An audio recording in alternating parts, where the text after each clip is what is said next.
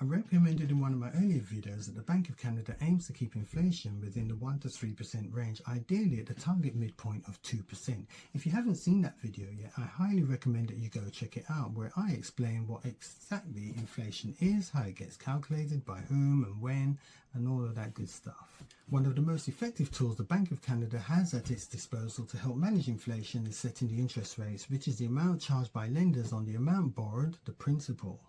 Let's face it, lenders are not in the business of borrowing money for free. So this video will answer the question, why does the Bank of Canada raise interest rates as a way to help control inflation? Now, when inflation rises, the Bank of Canada typically raises interest rates to help combat it.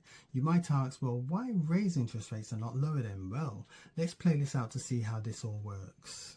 When inflation rises, let's say the Bank of Canada decides to raise the policy interest rate, also known as the overnight rate. In turn, retail banks and other financial institutions will raise their prime lending rate. Thus, borrowing becomes more expensive for things like mortgages, car loans, and credit card payments.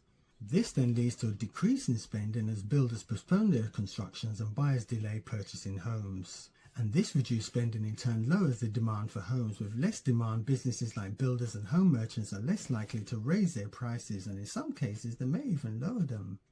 This means the average sale price stays the same or lowers, and ultimately helps bring inflation back under control. So in summary, if inflation is rising, central banks will typically raise interest rates to discourage borrowing and spending, which then helps lower prices, slow down the economy, and ultimately bring inflation back under control. And so we have a happy ending. So that was just a simple explanation of how the Bank of Canada uses interest rates to help manage inflation. There are other factors linked to inflation, such as the strength of the Canadian dollar, average wages, unemployment, and the indirect influence of retail banks on the Bank of Canada's monetary policies.